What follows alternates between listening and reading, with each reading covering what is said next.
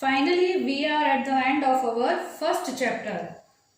So, let's start. See page number 7, last paragraph. Here, page number 7, last paragraph we will read. Okay.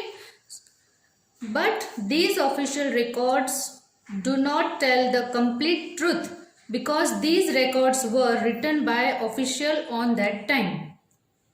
They wrote whatever the rule of that time said and what they thought. They hide the fact that they want to hide and show the aspects of the event. The record shows that the act taxes introduced by the British to mark their success, but they do not represent how these acts and taxes affected Indians. How Indians suffered due to these steps. The official records do represent the success and the achievements, but do not represent the fall out of the British administration. They also do not represent the reactions and the situations of Indian of every sphere of society. The records tell us about British work for the betterment of Indians, but do not tell about the needs of the people of the India. So children, finally we have ended this chapter number 1. I will describe this paragraph in Hindi also. In this paragraph it is trying to say that कि मतलब आधिकारिक record की पूरी सच्चाई नहीं बताते थे, है ना, क्योंकि वे रिकॉर्ड उस समय अधिकारियों द्वारा लिखे हुए थे। उन्होंने उस समय के शासक ने जो कुछ भी कहा और जैसा सोचा वैसा लिखा। ये उन तथ्यों को छुपाते थे जो वे घटना के एक पहलू को छिपाना और दिखाना चाहते थे।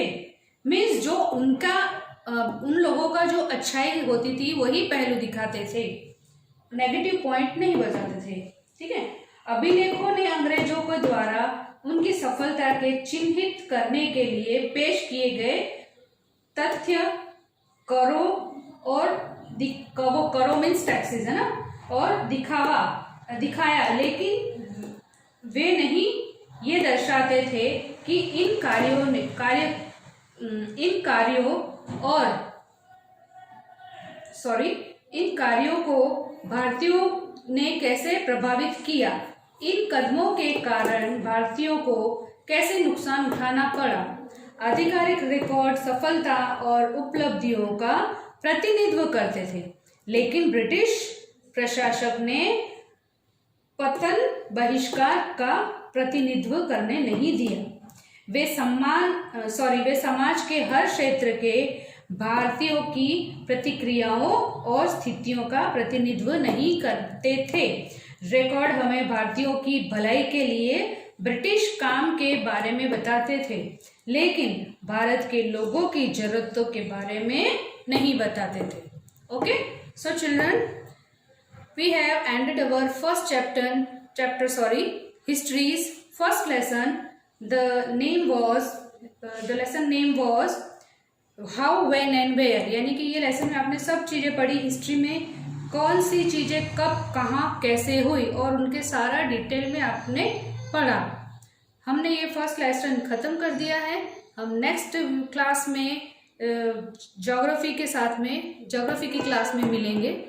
Till then, bye bye, see you soon.